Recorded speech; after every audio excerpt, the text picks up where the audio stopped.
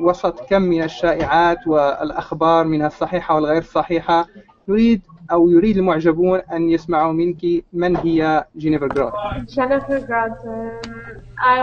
ولدت بمدينة بوسطن الأمريكية من أبوين يعشقان الموسيقى الكلاسيكية.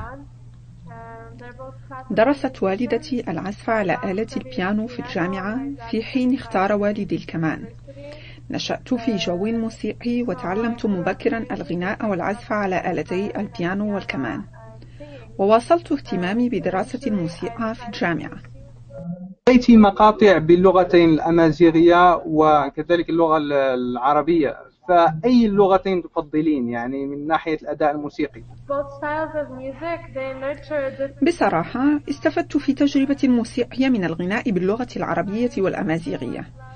أحب الموسيقى العربية الكلاسيكية أكثر من أي صنف موسيقي آخر رغم صعوبتها. على العكس، الموسيقى الأمازيغية أكثر سهولة لأنها تعتمد بالأساس على الحركية، لكن يبقى تعلم اللغة الأمازيغية صعبا بالمقارنة مع العربية. لماذا اخترت المغرب بالضبط والثقافة الأمازيغية بصورة خاصة يعني في الجنوب المغربي؟ لماذا لم تختاري أي بلد آخر في الشرق الأوسط مثلا؟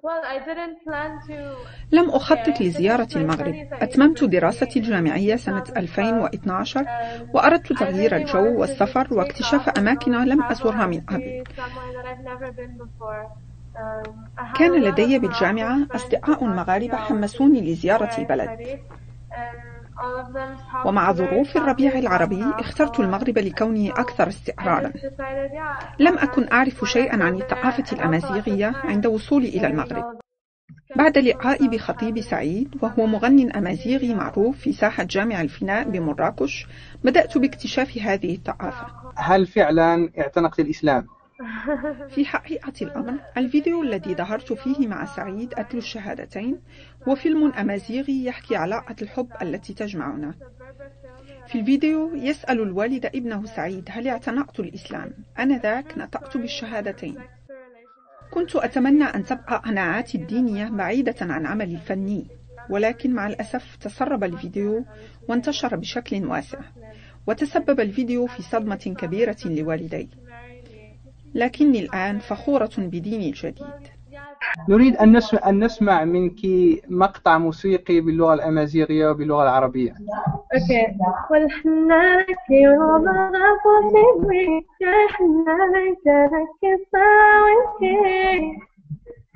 لحبابي منك كن كل ولي فما دينك كل يرسلي وركسائي في فهاري الهمونك سنوحنك سيفي يا سلام زادوا بيتي يا سلام زادوا بيتي والصبر طال من غير أمل كواها يا قلبي وضنا كواها يا قلبي وضنا وليك هواها عن منشأ